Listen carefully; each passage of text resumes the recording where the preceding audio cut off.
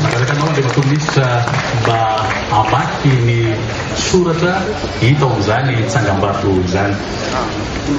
29 avril 1931, 29 avril 2011, sous le haut patronage du président de la haute autorité de la transition, son excellent Rachel André Nili, sous le haut parrainage du premier ministre et chef du gouvernement, M. Vital Albert Camille, sous le parrainage du ministre de la Communication, M.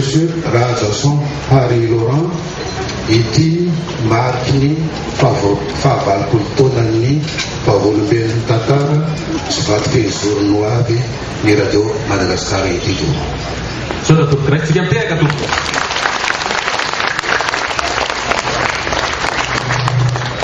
Kenya zondray dia manasa antsika rehetra hivadika ato akavia dia hiakatra indrosotsika ho any ambony ho any amin'ny rihana faharoa izay misy ny radio nasional malagasy misy ny radio Madagasikara hirakitra ny petatsary navita izay taona valopolo ny mandiny izay dia rehefa vita izay fatatonga ny rihana mandiny dia manaraka antsika ny oronan-tsary misy ny tokon'ireo izay taksatana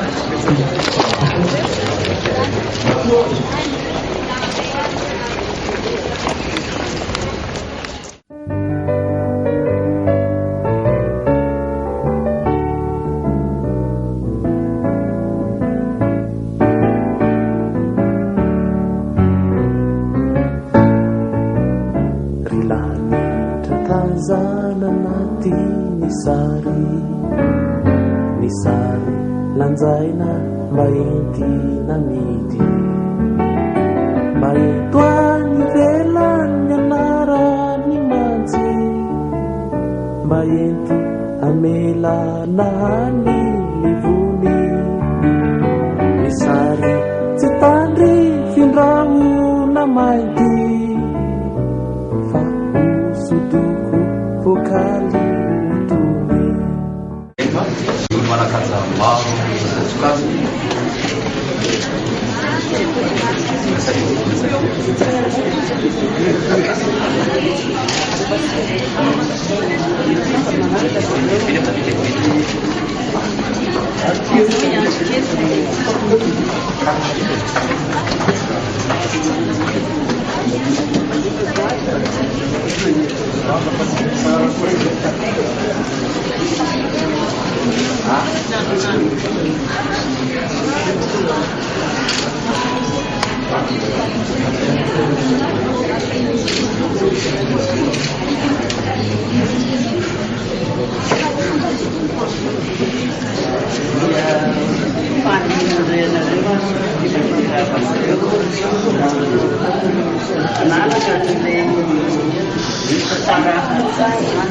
Tara